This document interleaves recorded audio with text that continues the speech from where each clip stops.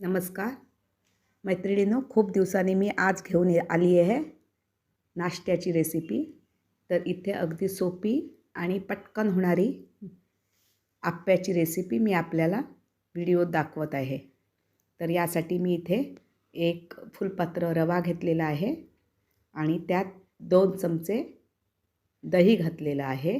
दही कुठलंही चालतं, तुम्ही साईचं दही लावलेलं असतं ते घातलात तरी चालतं किंवा लावलेलं आपलं ताजं दही असतं ते घातलात तरी चालतं। थोडा आंबटपणासाठी दह्याचा वापर आपण करणार आहे ते। हे बघा, असं मी हे करून ठेवलं। कोबी बारीक चिरून घेतला, धुवून स्वच्छ, तो घातलेला आहे। पालक घातलेला आहे, अर्धा कांदा घेतलेला आहे मी, आणि बीट। असं हे मिश्रण सगळं आता मी आप्यांचं तयार केलं आहे। आणि त्याचबरोबर ओली मिरची, ओली कोथिंबीर, जिरं, आलं आणि लसूण असं एकत्रच मी हे मिक्सरला लावून घेतलेलं आहे। तर यासाठी आता मी थोडंसं चवीपुरतं मीठ घातलेलं आहे। चला तर आपण रेसिपीला सुरुवात करूया। ही रेसिपी अतिशय सुरेख, सुंदर आणि घरातील लहानांपासून मोठ्यांपर्यंत आवडीने खातात हे आप्पे, आणि चवीला तर अतिशय सुरेख होतात। पौष्टिक आप्पे आहेत। मुलं भाजी खायला कंटाळा करतात, बीट खायला कंटाळा करतात, त्यासाठी मी इथे सर्व भाज्या वापरून, म्हणजे ज्या उपलब्ध भाज्या होत्या त्या वापरून आप्पे केलेले आहेत।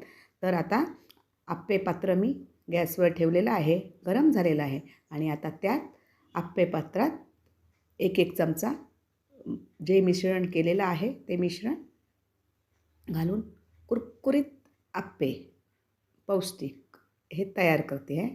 याप्रमाणे आप्पे पात्र असं मी तयार करून घेतलेलं आहे, आणि गरम झाल्यानंतर आप्पे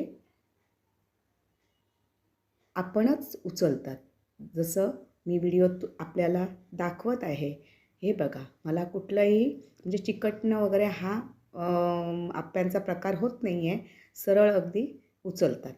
त्यामुळे हे अतिशय खायला खूप छान लागतात, आणि घरातील लहानांपासून मोठ्यांपर्यंत आवडीने हा नाश्ता आवडतो।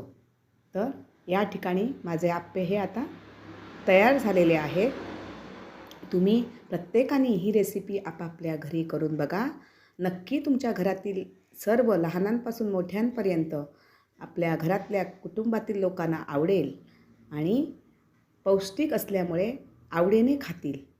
तर माझी ही रेसिपी आपल्याला आवडली असेल तर माझ्या चॅनेलला सबस्क्राईब करा, लाईक करा, शेअर करा। तोवर नवीन आपण रेसिपी